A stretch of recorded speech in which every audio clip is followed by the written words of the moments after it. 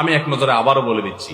1 নম্বরের ভুল হলো রমজানের চাঁদ না দেখা, শাবানের 29 তারিখে রমজানের চাঁদ তালাশ না করা পশ্চিম আকাশে, এটা আমাদের একটা ভুল।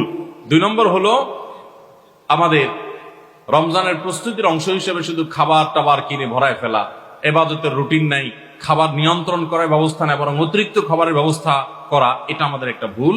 3 নম্বর হলো আমাদের ছোট ছেলে মেয়েরা যদি রোজা রাখতে চায় তাদেরকে রাখতে না দেওয়া, মায়া করে তাদেরকে রোজার থেকে বিরত রাখা, এটা আমাদের একটা ভুল।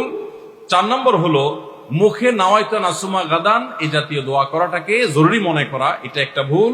5 নম্বরের আমাদের ভুল হলো রমজানের যে আমাদের অনেকে পেটের রোজা রাখি, চোখে মুখে কানে অন্য অঙ্গ প্রত্যঙ্গ দিয়ে নানা গুনাহ করি ফেসবুকে ইত্যাদিতে, এর মাধ্যমে আমাদের রোজা অর্থবহ হয় না, এটা আরেকটা ভুল। 6 নম্বর হলো আমরা অনেকে মেসওয়াক করাটাকে দোষণীয় মনে করি, অথচ রোজা রেখে মেসওয়াক করা যায়। 7 নম্বরে ভুল হলো আমরা অনেকে সারি খেতে খেতে একেবারে আজান পর্যন্ত ঠেকাই দেই, অথচ এটা ভুল, আজান পর্যন্ত ঠেকাইতে হয় না, একটু আগে শেষ করতে হয়, এবং আজান দিচ্ছে তখনও আপনি খাবেন, এটা তো রোজাই হবে না আপনার যদি ওয়াক্ত হয়ে যায়।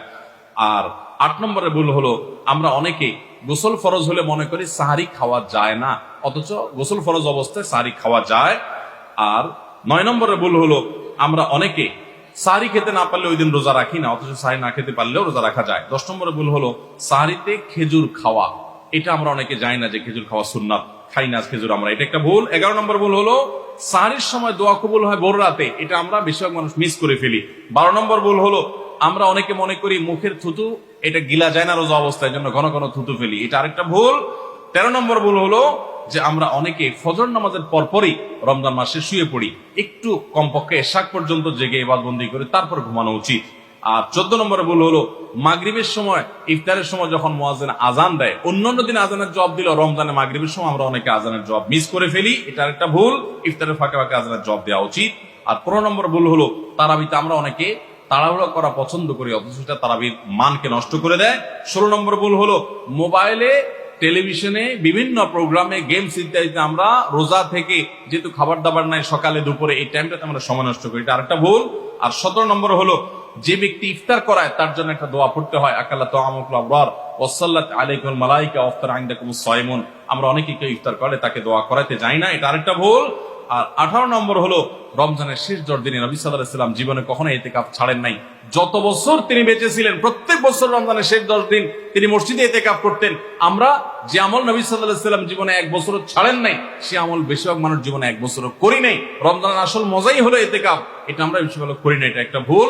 এবং পরিবারের লোকদেরকে শেষ 10 দিন জাগায় তোলা ইবাদত বন্দেগীর জন্য, সেটা আমরা করি না।